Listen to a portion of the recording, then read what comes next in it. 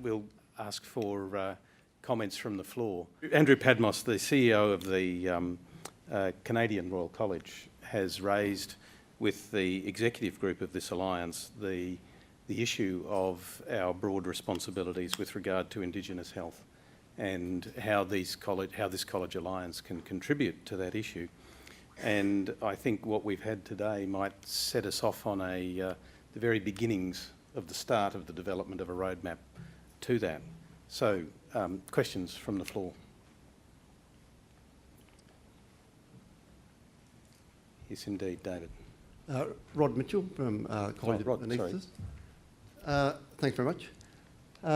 We, in trying to increase the number of Indigenous health workers, have been trying to encourage trainees into our training program. And we've succeeded in encouraging them, but we haven't succeeded in getting them to succeed in getting onto the training program. So we have a number of people who have expressed an interest and would like to join the training, but have reached that stumbling block with getting on.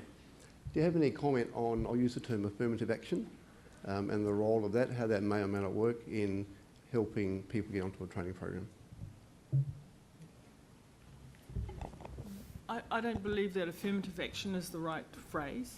I go back to Bell Hook's writing, and she says it's not affirmative action, it's a social justice intervention. You're doing levelling. Affirmative action hints at privileging. And so I think in my desire for colleges to have a look at themselves, I would suggest that you have a look at yourself in terms of, are you a good culturally safe college? And one of them would be working out how do you use language like that, and that there is no there's no question about it. If you are not if you're not getting representative people into your college, then you are then you have got a proxy selection process going, and you're not selecting a wide base, a diverse group of people into your college. Therefore, there's something amiss.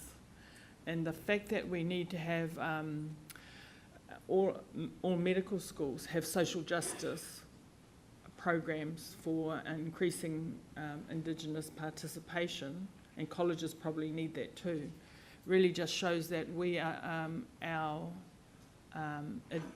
admission and recruitment programs are crooked in the first place. We are privileging groups of people to get into medical schools, and you're probably privileging groups of people to get into colleges and into training programs. So we need to look at ourselves and work out how do we become equitable and who comes into our training programs, and allow diversity to come into our training programs and into our colleges.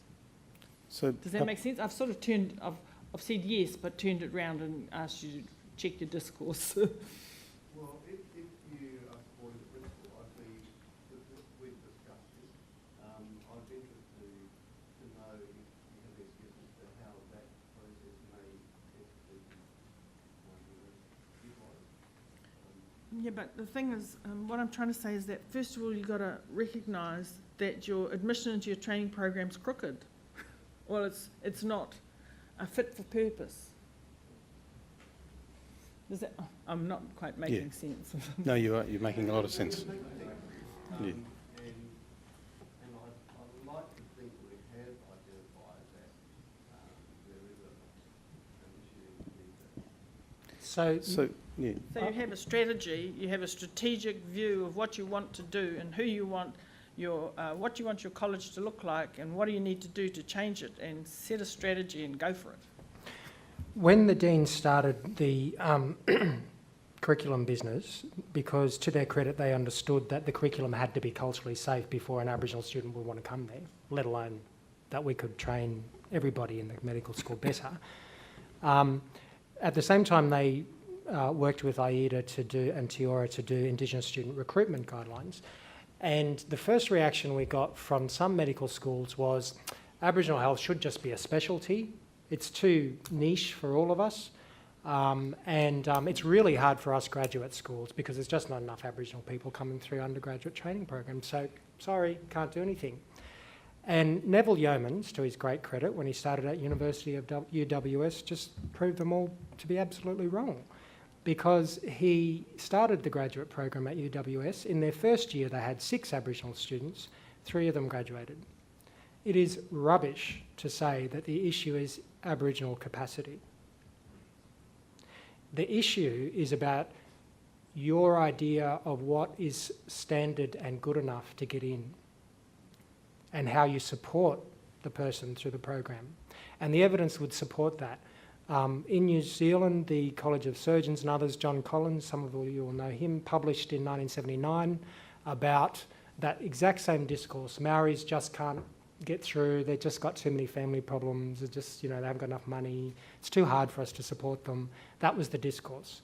Over time, they transformed the way the medical schools thought, and then they got more students in and graduated. Surprise. But what I'm saying is that's not an overnight issue.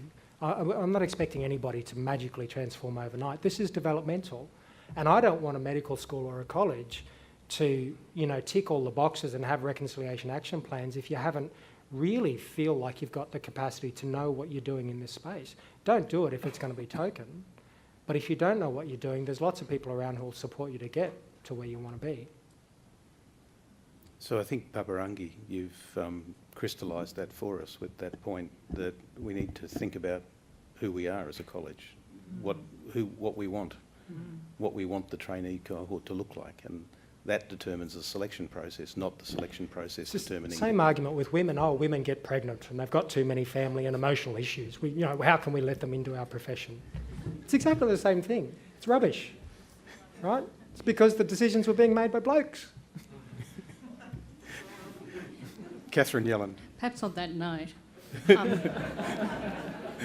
Mother of 3. I'm Catherine Yellen, I'm President-elect of the College of Physicians. We're very troubled that our leadership doesn't look like our membership. And that's at many, many levels. And your talks have been the most challenging that I've heard because they address a different issue, and it's about us as colleges rather than what we tend to tackle, which is Indigenous health issues, on which we have a lot of figures and so on. Now, I think we should be honest that we're a bit lost about where to head, and you've already given us some clues, but happy to hear more.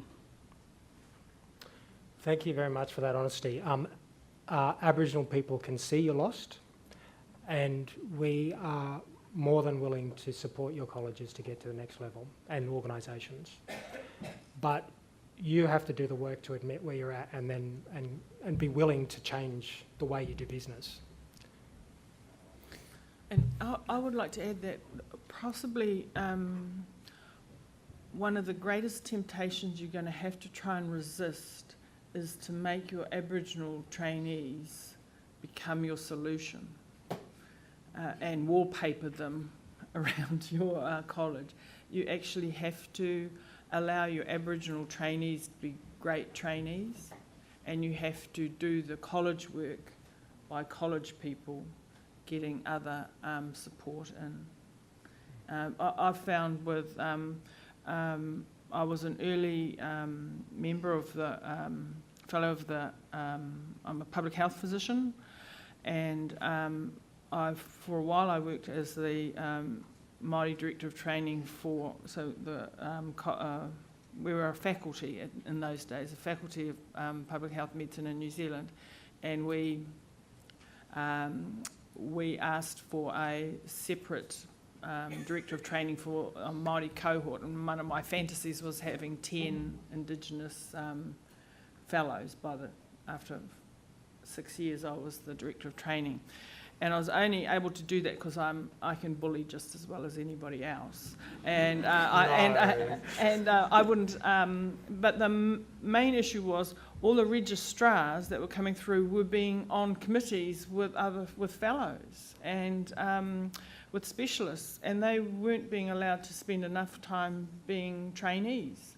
And so we had to watch out that when you're dealing with a very scarce resource, you don't elevate, you let them do their business, which is to learn about the specialty and to get a lot of experience and to find out their pathway and their career pathway, rather than, oh, I need a brown person on this committee, here's a nice person, or they're my registrar, or whatever. And so you have to be very disciplined in not interfering with registrars, Indigenous registrars' training programs for your own wants and needs. And you have to work out how do you structurally work your college so that you allow registrars, Indigenous registrars, to be great Indigenous registrars.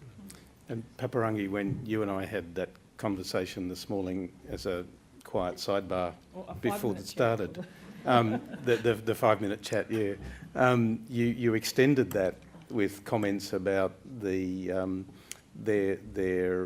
right and reasonable opportunity to pursue the disciplines that they felt passionate about. Do you want to just extend that a little bit as well? Well, at the moment what I see, and this is not big data, it's not even good evidence, but it's anecdotal evidence, what I see is that there's a little bit, in New Zealand, there's a little bit of, there's quite a few Māori coming out into the into the selection of your specialty space, and there's a bit of a race on. And instead of, I hinted at it by saying, don't persuade people to be in your college and do your specialty. You actually have to mentor young Indigenous doctors to find out where do they want to be, where is their passion. And don't go, I know what you should be doing, but actually find out where they want to wake up every day and go to work and be great doctors. Thank you. Sandra Johnson, paediatrician. Thank you very much for a very enlightening presentation. As a paediatrician, I'm always concerned, obviously, about children, and I'm wondering, particularly in Australia, how we're going about educating and supporting the education of our Aboriginal children, and maybe we should, for the future of our clever country, we should be doing that a lot better in terms of educating children, motivating them from a very young age so that they can become the doctors and the scientists and the medical people of the future. I just wondered what you thought about how we're doing, Greg. Well, it's a lot better than it used to be, but clearly we've got a lot further to go. But for us to get more Aboriginal kids through school and through university and through training programs, the issue is not only their capacity and their parents' capacities and what supports they might need. The issue is the curriculum racist? And are the teachers who teach Australian history, for example, teaching a very monocultural, exotic view of what it means to be Aboriginal? Are they teaching anything Aboriginal at all? What training do those teachers get? How are they supported when they feel uncomfortable to teach Aboriginal health thing? So, like I said, this is a major national public health issue that we're talking about. It's not Aboriginal health. The major national public health issue we're talking about is racism. And one of the things that the profession could do is to sign up to the national Racism It Stops With Me campaigns, for example. It could lobby your federal health and education ministers to say, why do we not have Aboriginal studies K-12?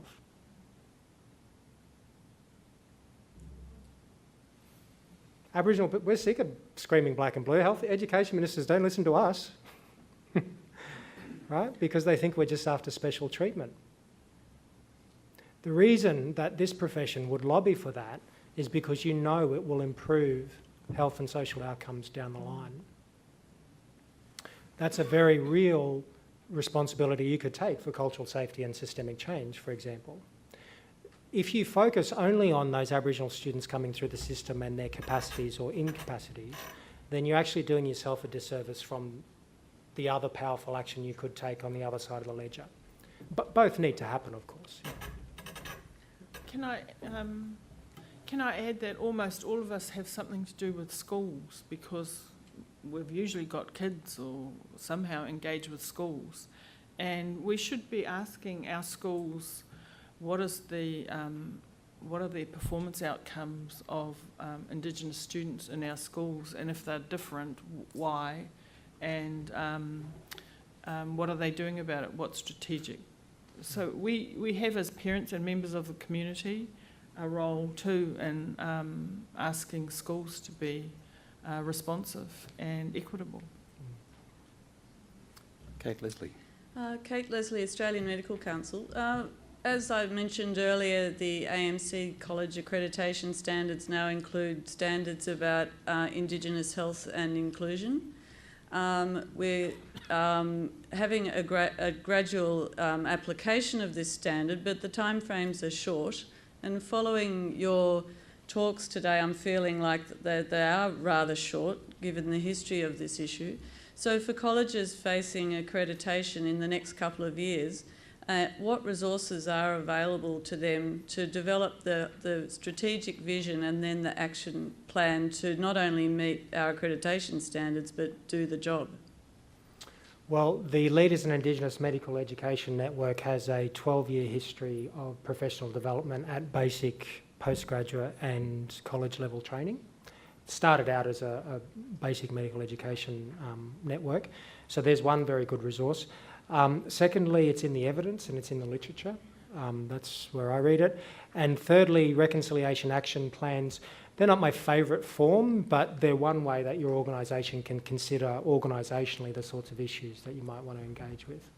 So there's 3 resources. Other than that, my PhD has come up with a better framework for cultural safety, and I'm busily trying to write the papers, right? But yeah, so there's work emerging in that area. But we're talking about transformational organisational change and systemic change. And sometimes we say, oh, that's too big for us. We just do this, 15-minute consults. But actually, what you've proved to me with the bullying discussion is that you're willing to take on challenging issues. And I guess this is just another one of them. Thanks. Given that this is a 3 nations alliance, and that in fact some of the stimulus for this issue has been coming from Canada, Kevin Imrie from the College of Physicians and Surgeons in Canada is prepared to give us a little bit of a comment. Sure, I'm happy to. I must say I've found this session tremendously valuable, and the issues that have come up here are incredibly similar to ones that we're dealing with at home. And I hadn't realized just how much so. And I think we have a lot, it sounds like there are areas that in which Australia and New Zealand need to do much better, but we still have a lot to learn from you. I think our history is actually, we have a shameful history, and our college council has taken the issues of health disparities with our First Nations, Métis and Inuit people as being a very major issue and one that we wish to tackle. We have many of the same challenges. Our First Nation, Métis and Inuit peoples have substantially worse health outcomes than the general population. Our Indigenous population is around the same as Australia's, about 3% of the population overall.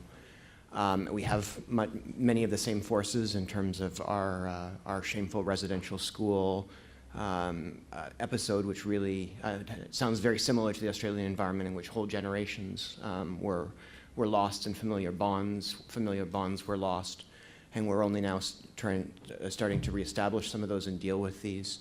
We have had a very important commission, Truth and Reconciliation Commission, which has come down with a number of recommendations dealing with health, but more major societal issues. Our council has strongly endorsed the Truth and Reconciliation Commission report, in particular the specific recommendations around health. I would say that starting from a lens of accreditation is a very narrow lens for a problem that is really rooted in broader society as a whole. And Greg, I take your point that I think we as a profession need to look beyond the narrow issues of health provision and intervention and advocate for strong systemic societal change to deal with the social determinants of health. If we deal with issues of cultural safety only within healthcare provider populations and not more broadly in the general population. That's not going to disseminate. So we need to be champions to contribute to broader societal change. From what I've heard today, I think there's a tremendous potential for us to collaborate. I think there's a lot that we can learn from you, and I would very much look forward to this conversation continuing. Thank you, Kevin. Look, Greg. I'll just say, look, like those students at University of Western Australia who had the grief reaction to Aboriginal health teaching over the 6 years, this is a process. It takes a transformational unlearning and relearning journey of the individual and the health planner, let's say, or the manager and the clinician. So I'm not asking colleges to magically change tomorrow, or any health organisation or medical schools or departments. What I'm saying is this is the issue, and when you're ready, there are resources there to help you change. But you have to know that part of the process is not just about getting more Aboriginal people through your training program. The important pre-work to that is having a look at the way you do business and changing that. And, you know, like I said, I don't want token change. I want it when you're ready. And, you know, we're here. There's heaps of us. We'll help. But look, the other thing is we're in the box seat. This stuff is hard to talk about because we've never talked about it as a country. So what do? Do we just not talk about it some more and hope it goes away? Or do we feel the uncomfortable feelings and get through to the other side of the aha moment? It's actually written in the literature about medical students. At some point, the bell, you know, the light comes on with Aboriginal health stuff, and it's around the 3rd, 4th year mark in a 6-year program. If you've got a well-planned curriculum, that is. So, yeah, like your organisations, Australia is in the box seat. We haven't done race relations terribly well, but actually there's a very minimal shift in public consciousness, I think. And the reason why we're working with medical schools and colleges is because you may think that it's just small change that you're making, even if you did only within the health system, just health accreditation, for example, you may think that's only a small intervention. If you do that well and be proud of it and share it with others, that's incredibly powerful. You know the influence that your profession has in broader society. If we leave it up to the sports organisations, where are we going to be? Richard, could I add one brief supplement? Yes. One thing that, from a Canadian perspective, again, that I just want to pick up the Paparangi mentioned that I hear, we're, by the way, nowhere near parity in terms of our students. But what we have heard from our Indigenous students and physicians is that same message of being overloaded, of having the problems handed, on the one hand, wanting to be a resource and wanting to help, but having that being translated into somehow being asked to take over the problem, often with no resources. And so I think there's that's a message that certainly we need to hear, and we need to utilize those resources, but still take responsibility for the problem and not hand that off. Can I just add one thing, and that's to pick up on time. It takes time. And I didn't say that I was a medical student 40 years ago for any reason, but to show that the transition that New Zealand's made in terms of student recruitment, retention and success has taken a long time, a lot of leadership, a lot of mistakes and a lot of growth, and it's still a work in progress. So make the strategic vision, make yourself safe, start a journey, buy the bus ticket. And on that important note, Paparangi and Greg, I think it's very interesting. These sorts of meetings generally have vigorous, noisy discussions after people's presentations. We've had a very thoughtful, quiet group here after your presentations, and I think that speaks volumes to how you've got home to us today. And I'd like, on behalf of everybody here, to thank you very much for your contribution.